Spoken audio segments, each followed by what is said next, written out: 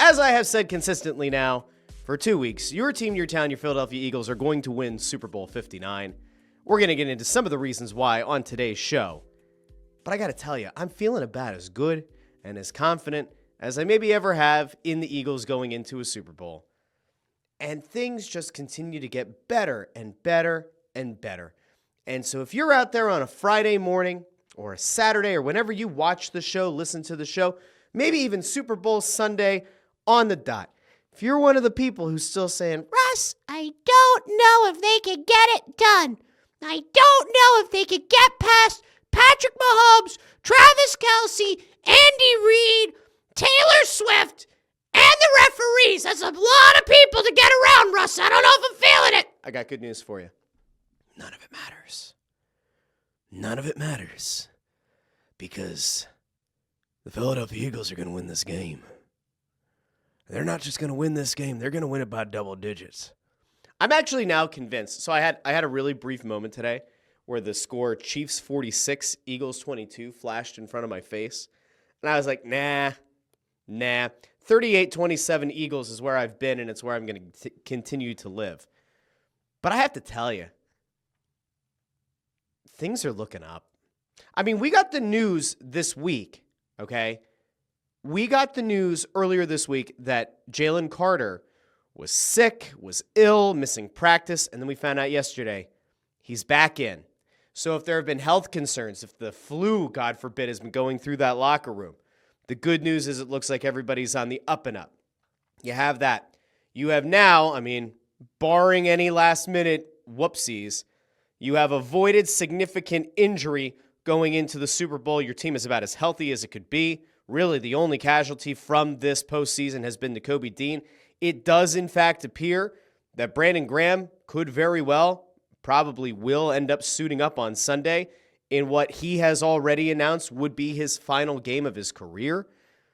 What a hell of a way to go out it would be, to go out with a win. There's just a lot of good vibes going around this team. And oh, by the way, in case you missed it, we have an award winner in our midst, ladies and gentlemen. Not me. I didn't win an award. What the hell would I win an award for? Bringing positivity to my mornings, Russ. Yeah, I know. But that doesn't totally get it done. No. Yesterday it was announced, and here we are, ladies and gentlemen. Yesterday it was announced, Saquon Barkley named Offensive Player of the Year. Kudos to Saquon Barkley. And he was asked for his thoughts about winning that award. So we're going to throw this over to Saquon as well. Again, a very big honor for him, I'm sure, that he now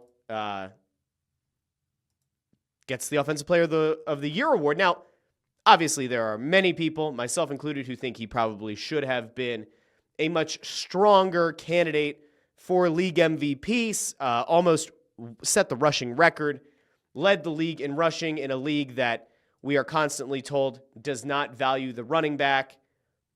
But anyway, let's hear from Saquon, who got this award. Again, good vibes going into the weekend. Here's Saquon. It's an honor and privilege to be selected the Player of the Year. I would like to give thanks to God first. Without him, none of this would be possible. I'd like to give thanks to my family, my fiance, my children, my mom and dad, my brothers and sisters. Thank you guys so much for the love and support throughout this journey. I'd like to thank the fans of Philadelphia for showing so much love to me and my family, especially being the newcomers. And last but not least, I'd like to thank my teammates and coaches. You can't be great without the greatness of others, one of my favorite quotes. And you definitely can't accomplish awards like this without the big boys up front. So thank you guys so much again. Like I said, it's an honor and a privilege. Hope you guys have a great night. What an awesome guy. Again, this is why even his former Giants teammates had nothing but good things to say about him. Just a stand-up dude. And going out of his way to thank the rest of the team for helping him win this award, put up these ridiculous rushing numbers. And then, as he said, you can't get it done. You can't do it by yourself. Giving kudos to the big guys up front. But that wasn't where the good vibes ended last night. No. If you thought that's where the good vibes ended, nah. You know why?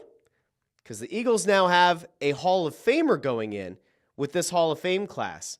Eric Allen, come on down. A six-time Pro Bowl cornerback who is a quarterback's nightmare in coverage.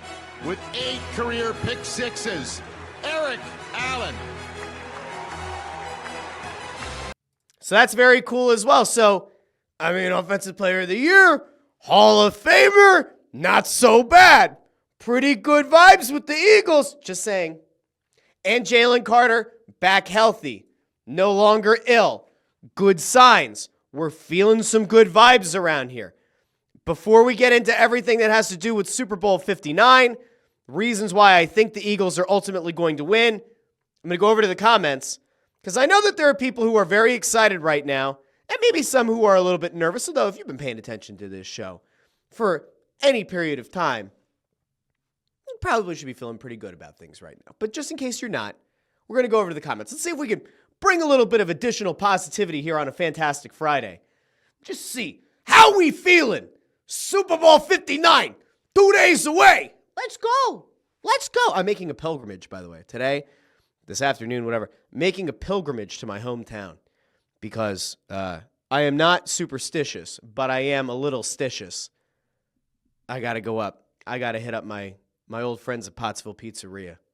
I got to go get some extra cheese, Pottsville Pizzeria.